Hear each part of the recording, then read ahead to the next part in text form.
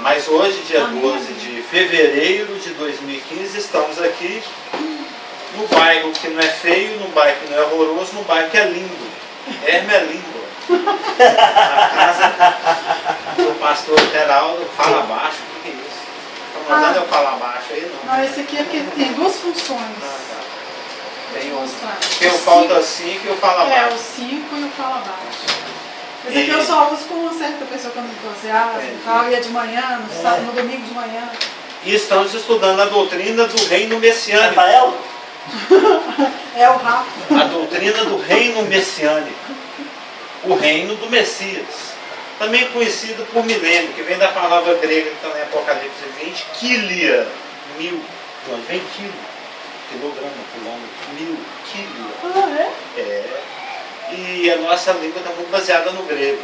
E nós temos visto que o Senhor Jesus vem, Maranata, e nós amamos a sua vida, portanto ganharemos uma coroa da justiça.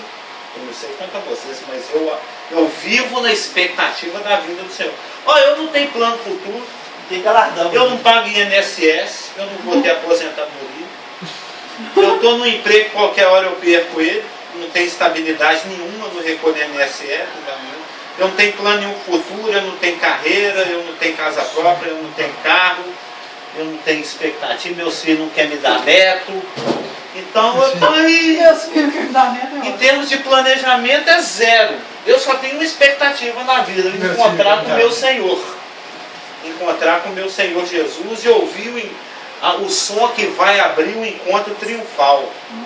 Vai ser muito bacana. Chique demais. Mas tirando essa expectativa que é gloriosa, máxima e fantástica, o resto é resto, o resto é bicho, o resto é detalhe. Então, e você corre um sério risco de ser arrebatado mesmo, porque nós estamos pelo mês de uma pulga. Se há 20 anos já estava pelo mês de uma pulga, não é 20 anos não. Há 2000 anos atrás já estava já em cima da hora, já era os últimos dias. Eis que cedo venho. À luz das profecias, nós estamos... no ano 96 ou 98, João escreveu, Jesus falou para o anjo falar para o João falar para nós, para o João falar para as 7 igrejas, para ficar escrito para chegar em nós, eis que cedo vem, naquela época já era cedo. Mas o Senhor vem, ele não tarda, e em vindo o Senhor... Paga que virá. Isso é fato. E em vindo o Senhor, ele vai estabelecer um reino. Nós temos aprendido que esse reino ele vai ser caracterizado por justiça, por alegria, por paz, por glória, por santidade, por qualidade de vida, por excelência espiritual, por obediência à verdade. Mas essas são as características. Mas como é que funciona esse reino? Vai ser assim de qualquer jeito? Não vai ter quem manda, não vai ter quem obedece, vai ter uma hierarquia, vai ter uma estrutura governamental. Nós sabemos que o nosso Deus é um Deus organizado. O nosso Deus é um Deus organizado.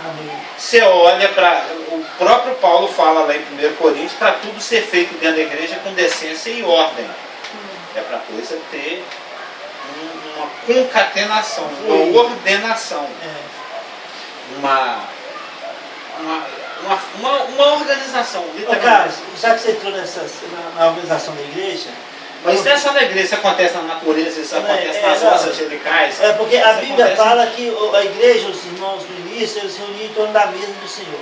E hoje, o que nós vimos nas igrejas? A ceia é coisa que faz uma vez no ano, ou talvez nem faz. Mas esse era o principal ponto na igreja. Não, o ponto principal da reunião cristã é a mesa. É a ceia. É celebrar a morte e anunciar a vinda. O resto é complemento que a gente foi inventando, que é bom também. No caso, Paulo, eles usavam tradição. Mas Paulo usava isso. Não, mas é estudar também a palavra para poder... Que tem aquele versículo que fala que a gente, pela palavra, a gente é sustentado nesse mundo, né? É o querigma, o querigma e o ditaque. É a anunciação e o ensino. Pois é, essas coisas que a gente foi colocando, por exemplo, nós cantamos músicas na igreja. Não tem um versículo que fala para a gente cantar na igreja, né? Vai falar que nós temos que apresentar louvores ao Senhor, mas a igreja no início reunia e tinha uns com salmos, outros cantavam. Mas então é igual, mas os judeus, quando eles se reuniam na sinagoga, eles cantavam música, tinha a Taná era aberta. Faz Né? parte. Então a igreja trouxe essas coisas com eles. A igreja Porque brotou vai do tronco ao judaico, né? Inclusive os dízimos e ofertas. Sim. Não tem Nós somos Não, galhos mas- enxertados numa árvore Entendeu, Rafa? de Era matiz. era esse o pensamento que eu ia trazer naquele dia. Nós cantamos louvores, tem uns 20, 30 minutos de louvores e tudo, mas isso não está. Né? O ponto principal é a ceia mesmo do Senhor que ele reunia. E hoje. Eu olhei pro Rafa porque recentemente nós vimos um vídeo do rapaz dos 3 minutos lá, falando em que inclusive ele não aceita inclusive instrumento na igreja. Mas isso é o que controverso. acontece? Hoje eles põem 2 horas de louvor e 5 minutos de pregação. Não, mas, por exemplo... E nem para ceia, nem traz passa perto. O que eu penso assim, cada um tem seu jeito, a gente não tem que falar concorda ou não Não concorda. vou julgar, né? mas- A gente não vai julgar, mas com relação até mesmo ao que você disse agora dessa raiz judaica, os salmos, né, vem até escrito para instrumento de corda, né, louvar o Senhor com toda a arte. Que foi o ponto que a gente falou. Então assim, eu acho que dentro disso Deus está colocando essa liberdade de ser, Sim. né, do É louvor, claro. da adoração. O ponto que a né? gente colocou por exemplo, o Salmo vem definindo quais são os instrumentos e para quem que é definido aquilo ali. Um instrumento dentro de uma comunidade cristã, ele é proibido ou não é proibido? Eu não sei, mas... O que um se certo você for irmão olhar colocou por é esse que lado- não se deve usar instrumento dentro do mas, culto da igreja, por exemplo, porque não fala disso no Novo Testamento. Os Se você judeus for olhar por cantaram e esse lado, tocavam. então você não pode cantar aquele salmo sem aquele instrumento, até um certo ponto. Mas aí Se é radical Ele de um como lado, tem que ser do outro. Isso É. que eu tô falando. Eu também tô mentindo. Exatamente. Então, o que acontece? Aí que tá vendo? Tem um equilíbrio, inclusive aquele assunto que nós falamos recentemente, que de dízimo, oferta. Sim, mas Tem coisas isso que, são né, pontos secundários. então, O mas faz ponto parte principal é que tem que haver a presença do querigma e do ditaquê, ou seja, da pregação e do ensino da palavra, e a mesa. E a mesa. E eu amo, O resto eu é amo detalhe. como o pastor Marcos fazia na nossa época, da igreja da comunidade Mulher da Graça, que toda vez que nós reuníamos, por quarta ou domingo, a igreja podia ter 1 milhão de pessoas, estou usando o império, como podia ter 10 pessoas. Tinha de ter a ceia. O pastor Marcos não abria a mão da ceia na quarta e no domingo. Não deve abrir. Não abria, porque esse é um princípio bíblico. Se você está desobedecendo, a Engraçado pessoa que eu vai tava fazer pensando isso hoje. todas as vezes que vos reunires. É. E se tiver 2 ou 3, eu estou aí. Então, Então eu amava, lá em Florianópolis, toda quarta e domingo nós tínhamos a ceia. E eu tô pensando aqui que E aqui hoje nós só fazemos no domingo, porque nosso culto brasileiro é só domingo. Mas quando nós tivemos não a tem quarta, tido nós culto na podemos, quarta. nós podemos trazer. Então, mas quando eu estava no Bonfim, nós na quarta não tinham a ceia. Você está em desobediência à palavra. Pois agora nós podemos trazer o Carlos, culto não, quarta-feira mas com a ceia também. Amém. o interessante é que a gente lembrou do Vai pastor corrigir, Marcos. né? Claro. E já que a gente lembrou do pastor Marcos, eu lembrei hoje à tarde, não sei o que foi que eu pensei que eu lembrei da ceia, que eu lembrei dele falando, você vai lembrar, que ele falava assim, nossa, se o Senhor voltasse e tocasse a trombeta, eu estivesse participando da ceia. Você lembra que ele falava isso direto? Ele falava isso direto, que na hora da ceia, se a volta do Senhor fosse nós estivesse participando da ceia, ia ser a coroa, era a expectativa dele. Com alguém isso vai acontecer. Em algum momento, né? Em algum Então, Que momento. sejamos nós. O fato principal é que, todas as vezes que reunires, seja quarta, seja domingo, não é igual, não, pastor, mas vai tomar muito tempo, porque a igreja tem 200, 300 pessoas. Mas esse é o principal que a Bíblia fala. Manda um tanto embora. Tira Tira duas músicas do louvor, tira 2 músicas do louvor e coloca. Tira, entendeu? O principal é a mesa, Senhor, da igreja toda. E aí fica aquele discernimento de 1 Coríntios 11. Tanto para as crianças ou as pessoas que estão falando, opa, eu preciso nascer de novo, porque eu quero participar, quero fazer parte. Claro. Não é gerar isso? o desejo, né? Mas a igreja de Jerusalém tinha 8 mil membros. E era toda vez que reunia. Então, tem que ser conduzido pelo Espírito mesmo para administrar essa quantidade de gente, né? Põe um monte de Eu obreiros. acho que as pessoas, esse tipo de dificuldade aí era questão logística. mas nós vamos entrar no nosso assunto. Né? Não, é só logística mesmo. Não é porque a pessoa não quer fazer assim. Não. É porque Mas Deus é um lembra. Deus organizado. Existe a organização na igreja, existe. A natureza é organizada. É como o católico da igreja tinha 8.000 pessoas, então o Espírito Santo é organizado através do. Ele se vira. Ele Quem manda ele convencer tanta gente. As hostes angelicais são organizadas, o próprio governo humano é hierarquizado, é organizado. A igreja tem também essa doutrina dentro da eclesiologia do governo da igreja. Existe uma organização e não pode ser diferente. O governo messiânico também vai ter uma estrutura, uma hierarquia, uma organização, um organograma, né? Uma divisão de tarefas e de autoridades. Antes, porém, contudo, no entanto, de entrar no assunto propriamente dito do governo messiânico, da sua estruturação, da forma como o governo de Jesus Cristo na Terra, durante o período de 1000 anos, vai ser estruturado e ministrado, nós vamos voltar a um ponto que foi apresentado nos nossos primeiros estudos, que até hoje nem a Elaine nem o Rafa me falaram quando foi que nós começamos o estudo do milênio. Deve beirando e terá um ano, eu estou supondo, né? Eu não sei se irmão se lembra, a Elaine talvez não é que ela mais dorme do que participa. Nossa, mas acho isso quando não está ausente. Foi maio, abril para maio. Não, acho que eu tinha encontrado um negócio de fevereiro. Qual que é o seu? Meu é abril, início de abril, mas deve ter sido isso mesmo, deve ter sido começo de maio, final de começo de maio. Eu tenho que procurar. Mas lá nos primórdios desse estudo, quase um ano atrás, nós vamos voltar a um ponto que fala que um dos propósitos do estabelecimento do reino messiânico é reivindicar a autoridade de Deus que foi contestada. Lembra? Sim. A autoridade de Deus tem sido confrontada, contestada, discutida, não aceita, substituída e usurpada desde a queda do querubim querido e ungido, que se tornou Satanás. E ele manipula as nações para isso. Ele manipula os reis. Ele manipula as autoridades. Ele faz com que os reis se unam em oposição ao governo de Deus. Isso está expresso lá no Salmo 2:2. Os reis da terra e os príncipes conspiram contra o Senhor e contra o seu ungido. E o clímax disso vai ser o governo do príncipe que há de vir, da besta, do anticristo, dentro do período tribulacional.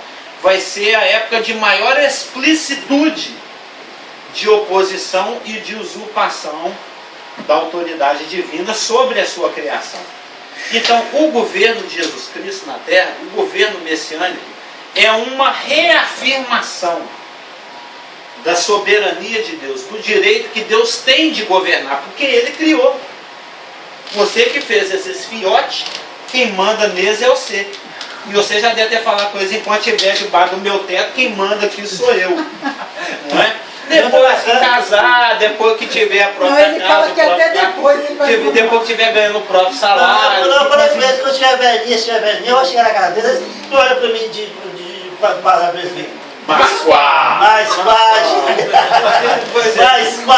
Mas enquanto tiver. Agora, hoje o Guilherme faz o que ele quiser. Ele mora lá na casa dele, ele trabalha, ele paga as contas dele, eu não apito nada na vida dele. Mas enquanto ele estava, eu aconselho, evidentemente. Vira e mexe, um ou outro vem e me pega conselho para ele. Eu tô até mozinho com o Isaac, eu falei com ele quando ele tiver. Tá deixando até você dirigir? Não, eu falei com ele que quando ele casar, eu ia estar dirigindo para ele ainda, levando para cima e para baixo, para ele não andar. Agora ele dirigiu ali no Nova Suíça, no Salgado Filho, tudo sozinho. O chato é entrar no carro e ver que tá tudo mexido no banco, né? Tá tudo pra gente grande. Mas eu cheguei aqui em casa, eu descobri que o pneu de trás tá com papo. É mesmo? É o de trás, né? Eu falei, agora eu vou ter que comprar. É falta de iodo, né? Eu acho que tem que comprar outro, não vou deixar ele de dirigir, não. É hiper. Tá com hipotiroidismo? Entendeu? De idade de traseiro. Bócio. Mas essa autoridade, essa soberania, esse direito que Deus tem de governar a sua criação foi contestada. Foi contestado lá no Éden mineral pelo querubim que caiu, vem sendo contestado ao longo da história, vai ter seu clímax na tribulação com o governo anticristão, o governo da trindade satânica, da besta, do anticristo, que vai fazer o que quiser por permissão divina, mas ela vai ser demonstrada como pertencente a Deus pelo governo messiânico. Toda a autoridade me foi dada nos céus e na terra. Jesus Cristo falou isso há 2000 anos atrás. E ele, na sua macrotomia, na sua longanimidade, está dando um tempo para a coisa amadurecer, para a uva ficar inchada de tão madura, né, o campo ficar amarelinho para ser ceifado, que é o nosso assunto lá do Apocalipse 16, quando a gente estudou. Ele, apesar de já ter recebido essa autoridade no céu e na terra, lá na sua primeira vinda, ele só vai exercê-la após a sua segunda vinda. Então, gostaria de começar esse estudo do governo messiânico, né, com uma demonstração de que soberania foi essa que foi contestada? Que direito é esse que Deus tem de governar e que foi contestado e usurpado e que Cristo tem que vir aqui reafirmar, que ele tem que vir aqui vindicar? E nós vamos ver que é o direito que Deus tem de governar o universo, que é o direito que Deus tem de governar as nações, que é o direito que Deus tem de governar, devia ter fazido um índice, de governar o universo, o planeta, os reis, as nações, os indivíduos e, por fim, a nação de Israel. Você vai dar a referência de cada... Nós vamos ver que soberania é essa que Deus tem. Nós vamos ver demonstrado pelas Escrituras que ele tem direito de governar o universo, que ele tem direito de governar o mundo, que ele tem direito de governar, qual que é o ser? O ser... Nossa, o ser está longe. Governar Israel, que ele tem direito de governar as nações e que ele tem direito de governar cada indivíduo, pessoa por pessoa. Ele é Deus, ele que criou. Como diz, acho que lá em Romanos 11, acaso não tem o oleiro direito sobre o barro para fazer do jeito que quiser? É um dos capítulos mais áureos a falar a respeito da soberania de Deus. Vocês não sabem, Romanos 9, 10 e 11. São capítulos que falam explicitamente a respeito do direito de Deus, o direito que Deus tem de governar. Mas comecemos com 2 versículos que tangem o governo messiânico. Inclusive, é os 3 capítulos que Deus foi criado um parênteses na epístola de Romanos, né, que ela é toda de praticidade para a igreja. Quando chega o capítulo 9, há um parênteses até o capítulo 1. O Paulo faz um desabafo. Porque Israel está ainda no coração de Deus. Israel é um povo exclusivo de Deus e todas as profecias em relação a Israel se cumprirão com Israel. Isso foi falado muitas vezes aqui. Mas está em Ezequiel 20, capítulo 20, verso 33, continuado pelo mesmo Ezequiel, capítulo 34, verso 24. Cadê? Você não vai seguir o tab? É porque eu estou sem a câmera. Mas Ezequiel 20, verso 33 diz o seguinte: vivo eu. Eu não tenho tablet, meu celular é tudo que eu ganhei nem como Bíblia gigante você já eu não tenho essas coisas de WhatsApp, não tem nada. Vivo eu, diz o Senhor Deus, que com mão forte e com braço estendido e que com indignação derramada hei de reinar sobre vós. Pelo sim, pelo não. Quer queira, quer não, eu vou reinar sobre vós. Vocês não me aceitaram, vocês não me quiseram, vocês me recusaram. E eu já comentei isso aqui, que o interessante é que mesmo tendo sido de uma forma escarnecida, que a gente até representa lá na nossa mímica, eu e o Isaac, profanamente o fazemos, fazendo assim, né? Ainda que a coroa tenha sido de espinho, ainda que o manto tenha sido um vilipêndio, uma piada, ainda que eles tenham falado rindo, salve rei dos judeus, desce daí, valeu. Foram as próprias autoridades que o fizeram. Para Deus está valendo. O que vale é a ação, é aquilo que você faz. E foi o cumprimento de Salmo 22. Sim. Eles fizeram com piada, a gente faz lá, né? Mas foi uma coroa, não importa, não precisava ser de ouro com pedra preciosa de rubim, é coroa, está valendo. Foi coroado o rei, humanamente falando, por Deus lá no céu, a gente canta aí, O pai o coroou. O pai o coroou. O pai determinou. E se concretizou na história, ainda que de uma forma torta, mas se cumpriu e aconteceu. O próprio sumo sacerdote deu o veredito de que ele era apto para isso quando ele falou, olha, importa que um morra em vez da nação. O sumo sacerdote deu o aval dele, esse cordeiro está apto para o abate. Ele tinha que fazer isso. Um dia nós vamos ver isso, os irmãos vão ver. Mas com braço, com mão e com indignação, eu vou reinar sobre vós. Ele está dando aquele tempo, mas isso vai acontecer na história. Quem crê que não vai acontecer isso na história, meio que deixa um buraco na teologia, né? Um buraco no plano de Deus. Deus prometeu tantas vezes, e detalhou tanto, como por exemplo aqui em Ezequiel 20:33, e depois se nega a existência de um período de governo de Deus na terra. Fica assim. É igual casamento sem festa. Você ganha aquele bombonzinho ali na porta, você fica com aquela cara assim, de é só isso? Não é? Cadê o bolo? Cadê o salgado? Não é? Eu sei, eu já fui em vários assim. Né? Mas o bom mesmo é quando tem, igual foi do André, churrasco, matou um boi. Foi o Rafa? Matou um boi, alugou um clube, comeu até sair pela orelha, todo mundo ficou feliz, a tarde inteira ali festejando. É igual judaicamente falando. Mas tudo bem, tem gente que crê numa história sem o reino de Jesus, né? Ele vem e entra na eternidade, que é o Babilônia. Isso acontece. E eu, o Senhor... Talvez é porque não tem fundos para isso. Talvez ele não tinha para fazer. É igual aquele lance da ceia, né? Não, vai dar muito trabalho. Mas Ezequiel 34:24. O ser humano é preguiçoso por natureza. E eu, o Senhor... Isso aqui é pior. Lhe serei por Deus. Tenta julgar Pior a situação. E eu, o Senhor, lhe serei por Deus. E o meu servo Davi será príncipe no meio deles. Eu, o Senhor, o disse. Então vai acontecer. Isso é o que está lá no futuro aguardando. O governo messiânico. Ele vai reinar. E Davi vai ser príncipe. O Messias é rei e o Davi é príncipe. Mas para que isso aconteça, uma certa soberania que foi contestada tem que ser reafirmada. E que soberania é essa? Deus tem o direito de governar o universo. Em Apocalipse 19:16, por exemplo, está escrito Aleluia! E até nós no nosso estudo de Apocalipse, o único lugar no Novo Testamento onde tem a palavra Aleluia é aqui em Apocalipse 19, você lembra? 19:16? 19:16. Aleluia!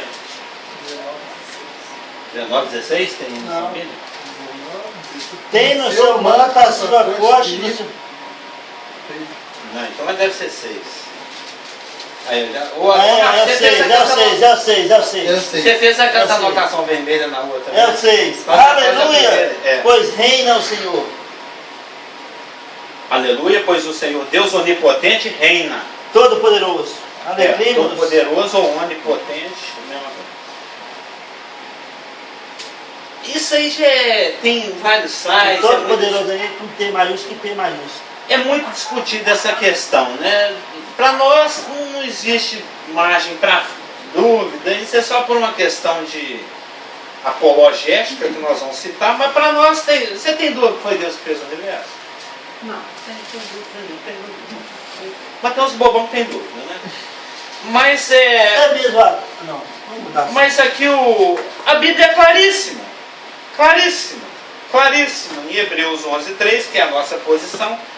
Pela fé entendemos que o universo, que foi o universo formado pela palavra de Deus, de maneira que o visível veio a existir das coisas que não aparecem. Pronto, acabou.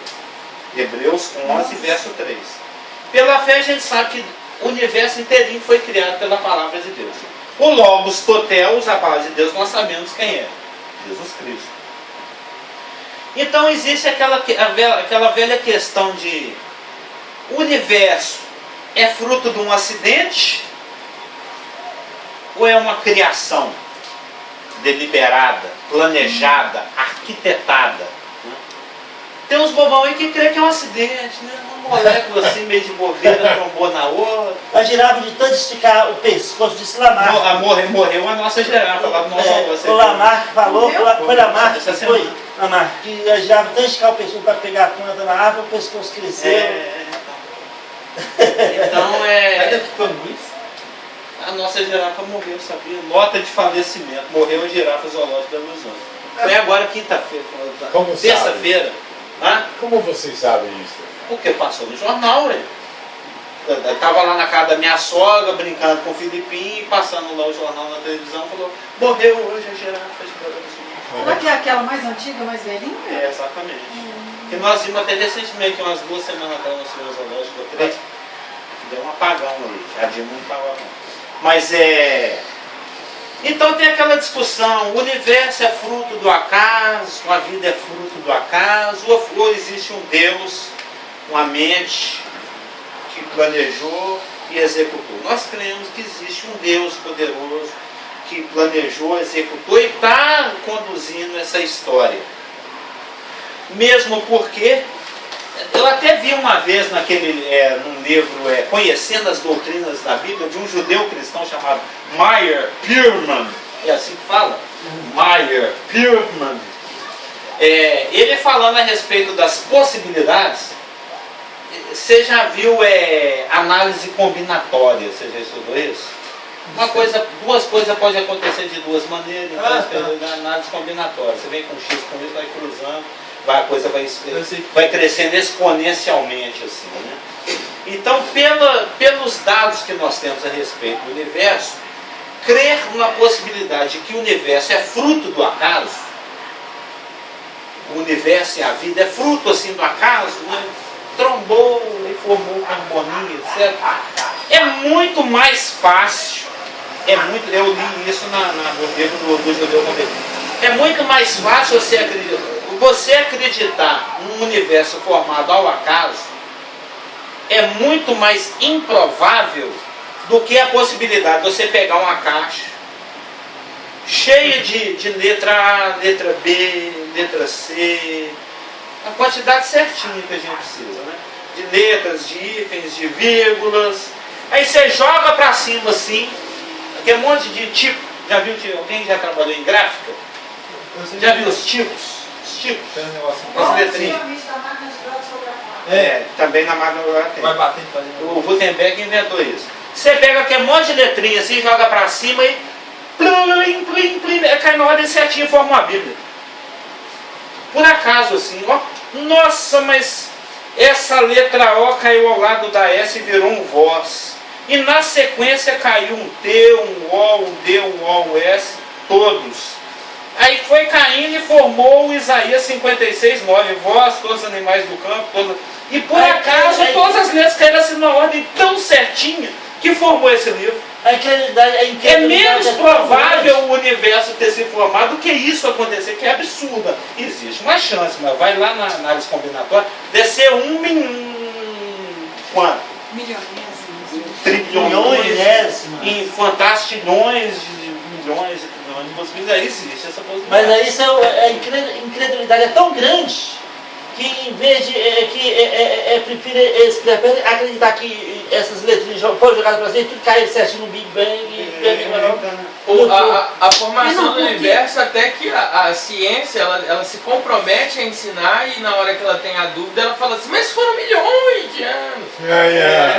Agora, a condição da vida, o estudo de Darwin falar que o carbono, uma molécula de carbono resolveu comer outra molécula de carbono. Se você largar a tabela periódica do livro de química, na hora que você chegar lá, você tem um carbono grandão.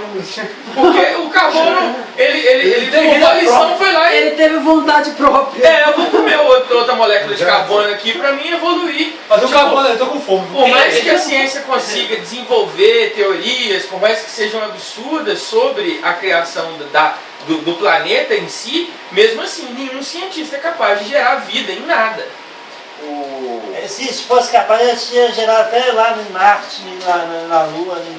Era para tem ter vida todos para os- todo lado aí. Se o ser humano fosse capaz de Tem gerar até um- vida, eu acho que o Tem até um livro que chama-se, tem até um livro que bomba por aí na internet que chama Não Tenho Fé Suficiente para Ser um Ateu. Você já viu? Porque exige muito mais cedo do que crer nisso aqui. Até me lembrou um versículo, um versículo aqui de 2 Timóteo 4, que fala: pois haverá tempo em que não suportarão a sã doutrina. Coceira. Pelo contrário, cercar-se-ão de mestres, segundo as suas próprias cobiças, como que sentindo coceira Por nos ouvidos. isso, devendo levar a sério a palavra de Deus. E se recusarão a dar ouvidos à verdade, preferindo as fábulas. Não, a verdade é muito complicada. Me conta uma fábula aí, me conta uma historinha que eu quero ouvir. Aquilo que você fala, me engano. Então a parte. Me engano, o famoso me engano que eu gosto.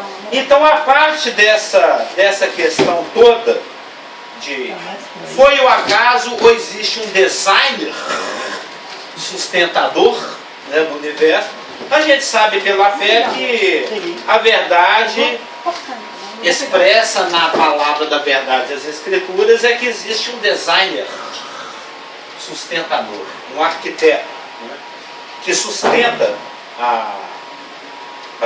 o universo.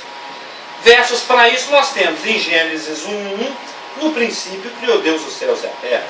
Em Hebreus 1, de 8 a 10, com relação ao Filho ele disse: Tu, Senhor, no início lançou as bases da terra, e os céus são obras das tuas mãos. A palavra fala isso. Em João 1, 1 e 3, no princípio era o Logos, a palavra, o verbo, e todas as coisas foram feitas por ele, e sem ele nada do que foi feito teria sido feito, ou se fez. Em Hebreus 1, 1 e 2 pelo qual também fez o universo. E no Salmo 33, 6, pela palavra do Senhor foram feitos os céus. Romanos 11, 33 a 31. Tem N passagens que Deixa eu falam. ver, Romanos 11. Tem Colossenses também fala que ele sustenta todas as coisas pela palavra do seu poder. Então ele criou e sustenta. Aí eu gosto, vou ler para você. Oh, profundidade da riqueza, tanto da sabedoria como do conhecimento de Deus. Quão insondáveis são os seus juízos, e quão inescrutáveis são os seus caminhos. Quem, pois, conheceu a mente do Senhor? Ou quem foi o seu conselheiro? Ou quem primeiro deu a ele para que venha a ser restituído? Porque dele, por meio dele e para ele são todas as coisas. A ele, pois, a glória eternamente. Amém. Ou seja, e ele continua dando manutenção nisso, porque em João 5,17 está escrito: meu pai trabalha até agora e eu trabalho também. Então, Deus não só criou o universo, como também ele sustenta o universo, como ele também tem um plano e uma função para cada coisa do universo. Eu já falei isso muitas vezes em muitas escolas dominicais, né? Ele tem um plano para a ameba, o vermezinho que está nos nossos intestinos, o leão, para a girafa que morreu ou que não morreu. Você citou o Para intestino. tudo, para cada ser vivo. Ô Carlos, Ele tem uma nosso função. corpo é um universo. Sim. Se você vai olhar a parte da ciência e tudo, como é o nosso corpo, como ele funciona, cada Na molécula, internet tem lá do microcosmo ao macrocosmo. Nossa, Você é já um viu, né? universo o corpo do ser humano e tudo funciona perfeitamente por causa que foi Deus que criou. Sim, ele que sustenta com o seu poder e com a sua sabedoria. Então, Deus não somente tem um plano, não somente criou e sustenta o universo, como ele tem um plano para cada detalhe, para cada ser desse universo. Ele em nenhum momento abandona esse universo. Ele nunca altera o seu plano. Isso já foi falado inúmeras vezes em pregações. Falando. Nada pega ele de surpresa. E agora o que eu faço?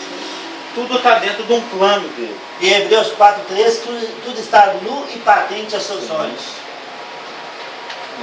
Um livro fantástico aí que hoje eu andei lendo, estou trelendo, e acho que o Rafa também já está lendo, é o Predestinação do Samuel Falcão. Ele é ótimo, ele fala a respeito dessa questão da soberania. Então Deus, ele é soberano o suficiente para administrar esse universo. Ele tem sabedoria suficiente para isso. Isso é dito, por exemplo, em Jó 23,13. Ele é de uma mente. E o que pode transformá-lo? O que a sua alma quiser, isso fará. Nós estamos demonstrando aqui a soberania, o direito que ele tem de governar todas as coisas. Né? Em Salmo 33, 11. O conselho do Senhor permanece para sempre. Os pensamentos do seu coração por todas as gerações. Nós estamos vendo aqui o direito que Deus tem de governar o universo. Em Salmo 62, 11 está escrito: Deus falou uma vez, 2 vezes tem ouvido isso, que o poder pertence a Deus. Em Provérbios 21, 30 está escrito: não há... Tem até esse seu versículo aí que você acabou de ler, de profundidade, quem conhece realmente o nosso Senhor, poderia ser colocado nessa lista aqui. Em Provérbios 21, 30, não há sabedoria, nem inteligência, nem conselho contra o Senhor. É a soberania dele, ele não pede licença para ninguém. Isaías 14, 24 e 27. O Senhor dos Exércitos jurou dizendo: certamente como pensei, assim virá a passar. E como determinei, assim se efetuará. Porque o Senhor dos Exércitos o determinou, e quem o invalidará? É você, Elaine. Vai lá, eu não vou segurar a mão de Deus, isso ele não vai fazer, eu não deixo.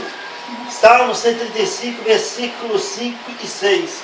Com efeito, eu sei que o Senhor é grande e que o nosso Deus está acima de todos os deuses. Tudo quanto aprouve ao Senhor, Ele o fez, nos céus e na terra, no mar e em todos os abismos. Esse é outro versículo. Tudo quanto aprouve. É evidente que o número de versículos que fala sobre a soberania de Deus é enorme. Estou citando aqui alguns. Esse aí é um deles. Demonstra-se explicitamente que Deus, ele é irresistível na sua soberania.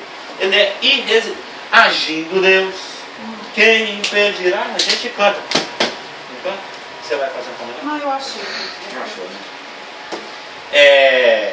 Em Isaías 40, 28, não sabes, não ouviste que o eterno Deus, o Yahweh, o Senhor, Esse capítulo todo. o Senhor, o Criador dos fins da terra, nem se cansa, nem se fadiga, não se pode esquadrinhar o seu entendimento. Isaías 46, 10. Que anuncio o fim desde o princípio e desde a antiguidade as coisas que ainda não sucederam. Que digo, o meu conselho será firme, farei toda a minha vontade. Em Jeremias 32, 19, grande em conselho e magnífico em obras. E para fechar, teríamos vários outros. O pastor citou 2, Salmo 135 e Romanos 11. Efésios 1:11, que é um dos meus favoritos. Conforme o propósito daquele que faz todas as coisas segundo o conselho da sua vontade. Então, essas aqui são algumas das inúmeras afirmativas das Escrituras que falam, que afirmam, que explicitam o direito que Deus tem de governar e a forma como Ele faz isso, de forma providencial, de forma que nada escapa da sua mente, do seu conselho, que nada escapa da sua vontade, e se alguma coisa cai, eu já estou pensando lá na frente, é que eu vi aí você, eu observei que faltam alguns cabelos. Se um cabelo cai, Falando do pastor Felipe? Deus quis. Se você estiver passando na rua, aí você olha para uma linda margarida, e no momento que você estiver olhando, uma pétala dela estivesse gravitacionalmente caindo a 9,8 metros por segundo ao quadrado, Deus quis. Ultimamente, Deus está querendo. Todos os fios do cabelo. Sim. Essa Essa semana, na segunda-feira, eu liguei para o André e falei: André, como é que foi seu fim de semana? Rapaz, foi bom e foi ruim. Eu falei: mas por que foi ruim? Não, porque teve um acidente com família. Você ficou sabendo disso, né, Renato? Teve um acidente com familiares da esposa dele. Um rapaz de 20 e poucos anos dormiu no volante, bateu, morreu, e junto com ele duas priminhas da Branquinha, que é a minha nora, né? Não, que Uma menina de 9 e um de 11. Deus quis. Aí um idoso de 168 anos por falência múltipla de órgãos, porque o corpo dele não aguenta mais funcionar, morreu. É porque Deus quis. A Então, família da White é muito grande.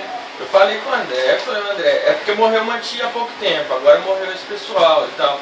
Dá a impressão que morre muita gente. Dá a impressão que a família é grande. Eu falo, mas você vai lá na cidade dela, todo mundo é parente, parece até que A cidade é a Cidade família. da família. Não, a cidade é a família, tanto é que a cidade para quando vai enterrar alguém. O comércio fecha. Como é que tudo chama fecha. mesmo? A cidade Santa Margarida. Santa Margarida. Tudo fecha. A cidade para. Todo dia que morreu a tia mesmo, que foi no Réveillon, né? A cidade parou. Triste, bem no Réveillon. Mas é vontade de Deus. O outro tropeçou na pedra e arrancou a unha inteirinha do dedão. Foi a vontade de Deus. Já fiz isso. Outro dia eu estava passando na rua, tinha uma moeda de R$1, linda e loira, né, novinha. Eu peguei, foi a vontade de Deus. Então, tudo está dentro da permissão divina. Lembrei do Maradona, amor de Deus. Tudo está dentro da permissão. O Maradona pôs a mão na bola. O Galo ganhou a Copa do Brasil, o Cruzeiro, porque Deus quis tudo. Graças a Deus. Nada, você pode falar. Então eu tô achando, sabe por quê? Eu fui no lugar Isso tira a nossa ansiedade, inquietação e revolta. Quando eu tava- Tudo está no controle de Quando eu Deus. estava saindo do lugar, eu achei um bolo de dinheiro. Aí peguei, aí eu fui lá no caixa e perguntei à moça se alguém tinha pedido dinheiro, então ela falou que não sabia. Eu falei, deixei meu telefone, meu número, falei, ó, eu sou o pastor Viral, meu telefone tá. Se alguém chegar aqui procurando um dinheiro que perdeu, eu não vou falar o valor não. Mas se chegar alguém procurando, me liga que eu vim trazer aqui na hora. Isso foi na segunda-feira, né? Terça-feira. Terça-feira. Aí ontem eu fui lá e disse, não, ninguém procurou não, pastor Viral. Então tá, então é pra mim mesmo o dinheiro. Então aí chegou no momento bom. E a forma como Deus dá manutenção nesse universo que Ele criou e sobre o qual Ele é soberano é através de uma doutrina que a gente conhece nas Escrituras como providência. A providência é a vontade de Deus em ação. Que muitas vezes a gente chama de sorte, O estudo da providência. a gente chama de coincidência. Nossa, que coincidência! Não é coincidência, é providência. Nome aqui é azar, não, é providência. Nome aqui só, não, é providência. É Deus agindo. Umas coisas a gente gosta, outras a gente não gosta, mas a gente concorda, outras a gente discorda, mas é Deus dando manutenção. É lindo, né? Em Deuteronômio 11:12, terra de que o Senhor deu, eu amo esse versículo. Senhor Deus tem cuidado, os olhos do Senhor teu Deus estão sobre ela continuamente, desde o princípio até o fim do ano. Está falando da terra de Israel. Você vai conversar com Deus, você pode falar, mas viu pai, não sei o quê, eu estou discutindo, pode continuar. Ele fica ali de olho naquela terrinha, 1º de janeiro, 15 de fevereiro, 18 de março, 29 de abril, 30 de maio, 18 de junho, 27 de agosto, 7 de setembro, 15 de novembro, 31 de dezembro. O oi dele está lá. Ele não tira o oi de lá. Vai passando a data. Ele continuamente está cuidando daquela terrinha. Então é bobeira. A gente, lógico, ora por Israel. Tá? Mas você acha que Satanás vai vencer? Você acha que ele vai conseguir usar os árabes para destruir aquele povo? Nunca. E se puder, já teria destruído. Sim, está tentando, tem 4.000 anos. Tem 4.000 anos. E ele vai tentar com mais força ainda dentro da tribulação e não vai conseguir. Salmo 116, 6 fala: o Senhor guarda aos simples. Em Lucas 12, 6 e 27 diz: não se vendem 5 passarinhos por 2 ceitis, e nenhum deles está esquecido diante de Deus. E nenhum deles cairá em terra sem a vontade de vosso Pai. E até os cabelos da vossa cabeça estão todos contados. Não temais, pois, mais valeis vós do que muitos passarinhos. Considerai os lírios, como eles crescem, não trabalham, não tecem, e digo-vos que nem ainda Salomão em toda a sua glória se vestiu como eles. É Deus cuidando. Você sabe que, desculpa falar, mas não é para falar. Não, atrapalhando, mas quando eu leio esse aqui, essa passagem que fala dos lírios, eu penso que, por exemplo, Salomão tinha todo o recurso daquela região e condições de adquirir o melhor tecido, a melhor fiagem, né? De tramas de tecido e tudo. Então, Deus, quando Ele fez o lírio e definiu que o material seria tão nobre, Ele percebe assim, nossa, o material, a textura que eu usei para aquele lírio é muito superior. Como que Deus, Ele conhece toda a matéria-prima, claro, que Ele que fez. Então, como que eu fico tão impressionada de analisar o lírio, o tecido. É como diz o pastor Geraldo, ele foi hiperbólico. Ele pegou a referência mais alta possível para o judeu. Ninguém teve uma glória humana superior a Salomão. Não, e eu penso na vestidura mesmo. Esse rapaz aqui do século XXI, fala um cara rico aí. Não, ele está também Bill Olha lá. Eu sabia que ele ia falar Bill Gates. Eu também pensei em Bill Gates. Todo mundo. Você fala assim, um cara rico, Bill Gates é a nossa referência. Nem Bill Gates tem um terno bom igual o do lírio. Você via, é essa contextualização que Luiz usava. Ele queria ser entendido. Então, para exagerar, eu vou pegar o clima, assim, o top of mind da mente judaica. Referência de luxo é Salomão. Não tem outro. E o lírio é mais. E o lírio é mais. Ele é pobre perto do lírio. Isso é que eu achei mais lindo. É o mais lindo, é isso. Porque Deus é lindo. E Ezequiel 34:11, combinado com Isaías 40:11. Porque assim diz o Senhor Deus: eis que eu mesmo, procurarei pelas minhas ovelhas, e as buscarei. Entre os seus braços recolherá os cordeirinhos e os levará no seio.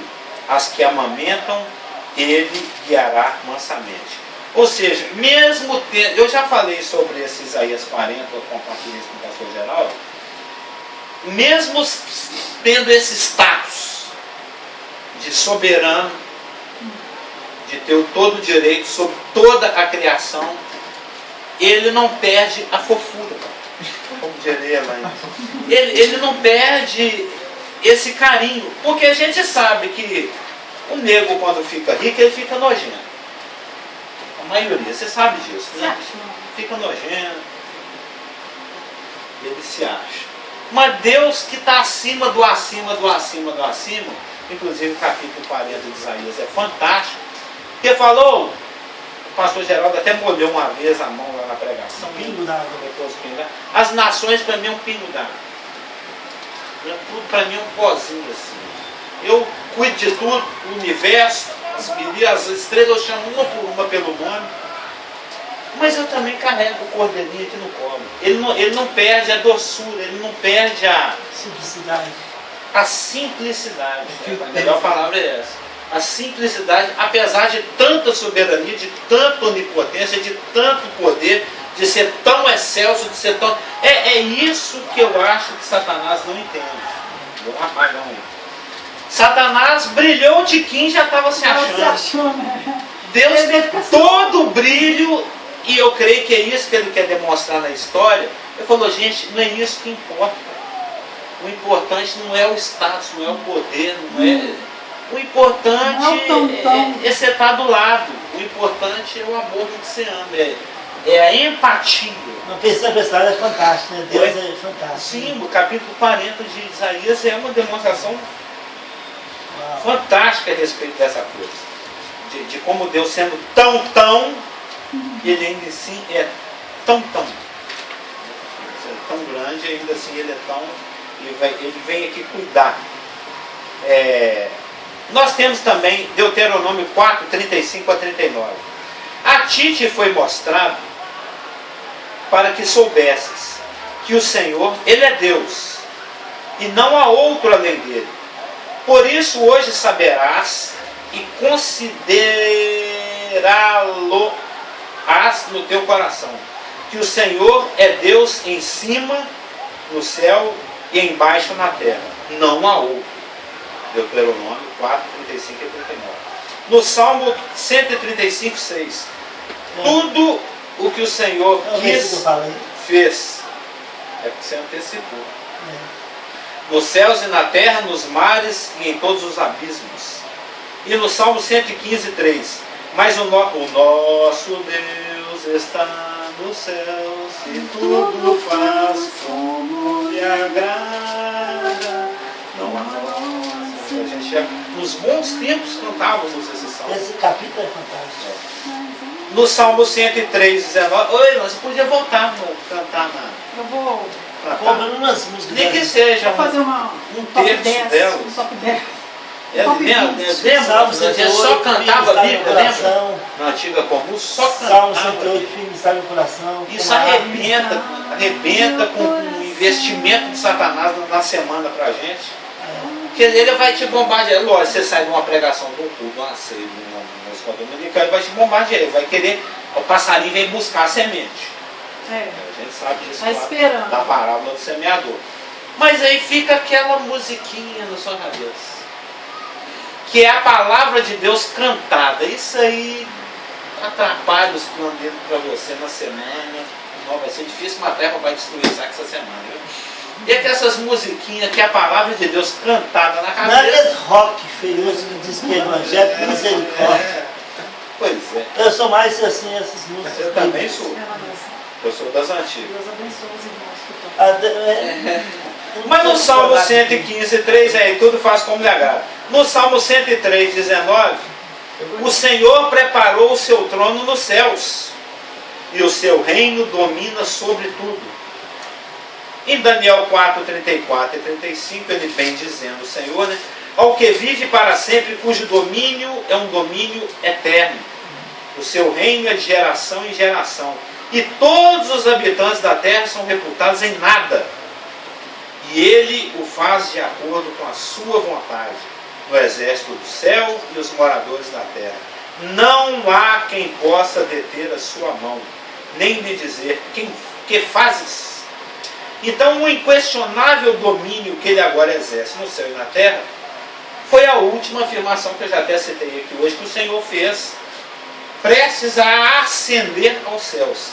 Que está lá em Mateus 28, 18 e 19, foram praticamente as últimas palavras dele aqui. Todo poder é dado a mim no céu e na terra. Então, quando você, depois de ter aceito que o universo é criação de Deus, ele não é fruto do acaso, sendo ele, porque a gente na internet, a pessoa até fala assim, ó, você vai citar meu texto, você coloca de onde você pegou. Tem que ter a citação. Conforme for o caso, tem até a briga pelo direito autoral. O cara reivindica o direito autoral. Ele gastou tempo ali. Ele filmou. Aí ele vai e te processa na justiça, né? Você tem a questão do direito autoral. Você gerou aquela ideia, compôs aquela música, escreveu aquele livro, etc, etc. Deus tem o direito autoral também. Ele, ainda que ele não seja ciumento, ele não vai te processar. Nesse sentido, sim. Mas isso não quer dizer que ele deixe de ser o detentor da glória que é devida àquele que verdadeiramente é o originador da ideia. Eu lembro até uma vez, numa empresa que eu trabalhei, tem aqueles quadros verde onde se prega. Quadro de aviso. Mural. Quadro de aviso, mural. Aí o pessoal gosta de pregar também alguma coisinha do bom humano, ou às vezes até bem intencionadamente do evangelho, né, quando você nasce de novo. Mas tinha lá uma coisinha interessante lá, que foi o caso do um homem, não sei se é evangelho, se não é, mas uma questão que é um ponto interessante. Um homem discutindo com Deus. Não, mas foi você mesmo que criou isso tudo aqui? Sim. Eu Deus criei. O homem que Mas tem- não, eu creio, é um homem qualquer discutindo com Deus. Não, eu creio que isso aqui não foi assim não. É Romanos 1, né? Ele se revela através das coisas criadas, que explicitamente revela a sua divindade e o seu poder. Não, fui eu que criei. Não, isso aqui é fruto do acaso. Então vamos fazer o seguinte. Deus desafiou ele. Vamos começar eu crio o universo novo só para te mostrar que fui eu. E você cria o seu aí, já que você crê que não fui eu, que qualquer um é capaz de fazer isso. Aí o rapaz topou, falando, beleza. Na hora que ele já ia pegar nas coisas para começar a criar o universo dele, ele falou assim, opa, não. Você cria do nada igual eu criei. Você arranja a sua matéria-prima. Você já tinha visto isso? Você já falou isso uma vez. Você que arranja a sua Arranca seu matéria-prima. dedo. Tira do nada, igual eu tirei. Pela palavra, só falando. Então o domínio de Deus, o direito que ele tem sobre a criação é inquestionável. E quando você avança no estudo das Escrituras, a partir de Gênesis 1, que é quando a história começa, você observa, e Coríntios, se não me engano, também fala disso, que existem coisas que são visíveis e existem coisas que são invisíveis. Não tem um versículo que fala isso? Que tanto as coisas visíveis como as invisíveis, ele não somente é o Criador, como o detentor do direito autoral de criação, como também o sustentador. E ele tem autoridade tanto sobre um como sobre o outro. É um gráfico que é aqui, o primeiro gráfico, na página 3 da apostila normal, na página, sei lá que número, da apostila da Elaine ali, né? 82? Ela está colecionando desde a primeira. Então o universo, que é o tapanta, no grego, né? Eu estava chegando a te perguntar o que é isso. Não, panta é tudo. Não, mas é porque na hora que eu li, eu achei que você tinha escrito errado, que era Você ponta. está com dificuldade de colocar a letra grega? É complicado. Nos escola, nos Ctrl-C, Ctrl-V, principalmente quando é hebraico. Mas é porque está transliterado, tá bom. O tapanta, todas as coisas. Isso foi explicado aí na parte que eu pulei, os irmãos devem ler, que está aí no finalzinho da página 2, o 81. Eu percebi que você deu uma puladinha. Mas o Pode primeiro colocar assim. parágrafo é que eu não quis entrar nos pormenores. Ah, Mas é só vocês lerem os dois últimos parágrafos da página 81, ou 2, e no primeiro parágrafo, os dois segundos parágrafos. O meu aqui é 17%. Ah, 17%. o seu é 17%. É. O seu está em MOB? Ou posição 189. É MOB? Não é o DOC. Agora. Mas o universo, ele é dividido em coisas visíveis e coisas invisíveis. O mundo visível e o mundo invisível. O mundo invisível, nós ainda vamos chegar no mundo visível, vamos deixar para depois, né? Que nos tange. Vamos começar pelo mundo invisível. O mundo invisível ele é formado por anjos e por demônios. E os anjos, por sua vez, vão didaticamente dividir em anjos não caídos, anjos caídos e uma pessoa específica, Satanás. Então nós temos o mundo visível, o mundo invisível, o mundo visível dividido em anjo e demônio, os anjos divididos em não caídos e caídos, e dentre os caídos, um líder, o Satanás. Carlos, Sim. não tem nenhuma menção na Bíblia, ou eu não sei se a gente fala sobre Miguel, de ter um líder também dos que não são caídos. Não tem, né? Não. Satanás é bem claro, não é do outro não. Uhum. Só existem dois seres das hostes angélicas, aliás, um só, se não me engano, que é o Miguel, que é chamado de arcanjo. Pela etimologia no grego, arqueu, o anjo, leva-se a entender que ele é que lidera. Mas também Mas não não vamos está afirmar. claro, igual Satanás está claro. Né? Satanás está claríssimo. Mas por que nós estamos dividindo aqui a criação em visível e invisível, e o invisível em anjo e demônio, e os anjos em caídos e não caídos, e até Satanás? Porque nós vamos ver que as escrituras, é porque quando completa uma hora, ele para, não sei porquê. É o limite, né? Mas não deveria ser ilimitado. Mostrei. Mesmo que não exista uma disponibilidade para o serviço, tanto dos anjos não caídos, como de Satanás, como dos demônios, Ainda assim, nós vamos ver os versículos, que a soberania de Deus sobre eles é determinada pelo fato de que eles só agem por permissão. Eles fazem o que eles querem, desde que Deus permita. Os caídos, né? Os caídos, os demônios e Satanás. Os demônios eles são anjos caídos também, né? Não, Ou foi criação do diabo? O não. diabo não cria nada. Calma, nós vamos ver aqui. É difícil. Nós vamos ver, um por um. Nós vamos ver os anjos, caídos, não caídos, Satanás, vamos ver os demônios. As escrituras dão a entender que existe uma distinção entre anjo, caído e demônio. Mas nós vamos ver, talvez hoje não dê tempo. Porque faltam 4 minutos, mais 4 de atraso, 8 minutos. É que o pessoal está por conta do... Mas, ô Carlos, Oi. você não vai falar isso hoje? Mas vai Não vai dar tempo. A curiosidade batendo. Mas, quando os demônios foram entrar nos porcos, falou assim, pode entrar nos porcos? Deus, Satanás falou, posso dar cocão no Jó? Ele faz sua permissão. Me piscou um outro aqui. Davi. Não, etc, coisa e tal, etc. Satanás pediu permissão para... Jesus falando para Pedro, fique esperto, põe suas barras de boi.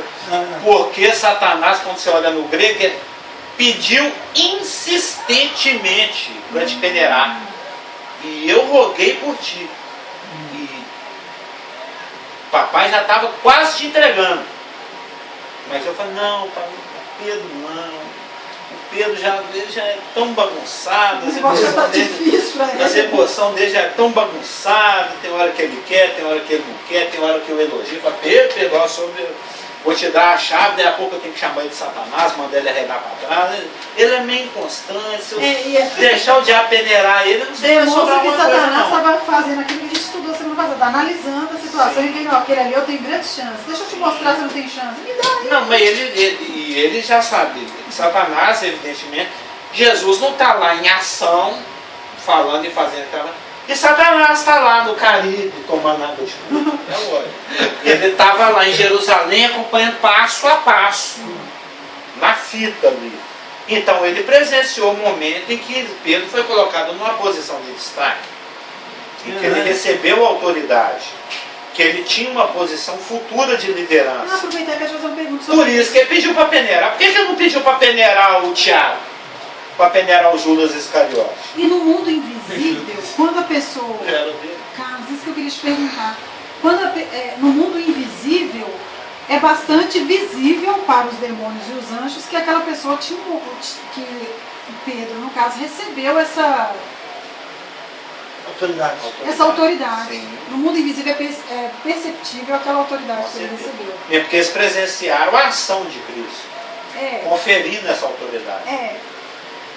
Ele não estava lá no Caribe tomando água de coco, ele estava lá no ambiente, assistindo tudo. Mas quem não estava também no ambiente, esses outros demônios que talvez estavam no Caribe, chegaram e perceberam que aquele ali está com... Uma luz brilhando. Tem A Tem um comunicação. balãozinho voando na cabeça dele, porque ele está... Entendeu? É isso que eu estou querendo dizer. Isso é visível para o mundo invisível? Não, inclusive os crentes.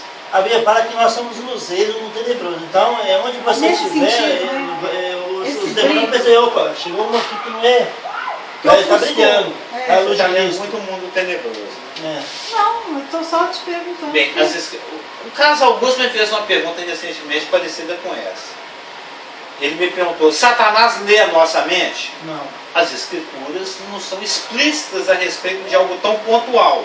Mas pelo contexto das escrituras, o que nós podemos perceber é que a individualidade com a qual Deus confere cada criatura não permite que isso seja possível. Claro.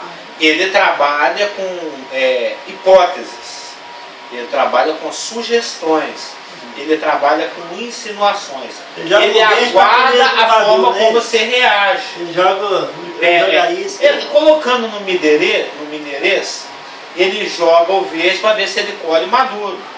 Ele balanga o coqueiro para ver se o coco cai, mas ele não tem.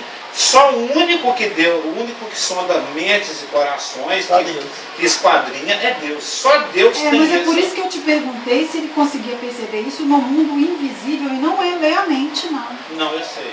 É, Se a cor da aura muda, você está vendo igual algo assim, nós somos, né? igual o Geraldo falou, do luzeiro do mundo. Isso para ele é nítido. A gente percebe que... No mundo invisível, está a escuridão, aí chega um crente, um que é selado pelo Espírito Santo, que Jesus habita nele, ele vai brilhar. Então, peraí, aqui ó, chegou um dos pontos. Não aqui. fisicamente. Eu sei, né, no eu não mundo sei se espiritual. isso chega ao ponto da literalidade. Não é literal. Porque não. isso é metafórico. Mas é no mundo invisível. Mas é possível. Mas é no mundo invisível sim. Sim, é possível. Agora, Mas- com relação a essa diferença, não. O parâmetro de avaliação de Satanás com relação a um crente é se ele está em obediência ou não à palavra. Porque ele conhece a palavra. Ele sabe o tanto que você conhece da palavra. E ele sabe que você, sendo conhecedor daquela palavra, pela sua ação, se você está honrando o Senhor em obedecê-lo naquilo ou não. Aí ele falou, opa, com esse eu tenho chance, porque não está nem aí porque Deus fala. Ele estava no culto ontem e ouviu. Mas tipo o demônio, assim, Satanás e seus demônios não pode possuir um crente. Se ele pudesse possuir o crente, ele podia pensar, saber o que ele estava pensando. Ele não pode possuir. É a questão da individualidade. Ele não pode possuir o crente. Mais uma vez, eu afirmo, a Bíblia não é explícita a respeito desse assunto, mas pela consistência da Mas o que está em revelação. nós, o que está no mundo, nós somos o tabernáculo do Espírito Santo. Eu ouvi essa pergunta feita por um pastor pentecostal essa semana. Eu até comentei com ele lá. Olha esse pastor que está falando. E ele chegou à conclusão, e ele, esse pentecostal, que para mim foi uma surpresa, falou assim, ó, gente, aquele que tem o selo do Espírito Santo não pode ser possuído pelo diabo. O diabo vai falar assim, dá licença aqui, que é minha vez de tomar conta aqui. Não pode. Ele pode manipular a pessoa, mas não possuir. Eu achei isso interessante, porque veio de uma pessoa do meio que... Que crê nessa possibilidade. Exatamente. Então, na semana que vem, prosseguiremos estudando o direito que Deus tem de governar o mundo visível e o mundo invisível.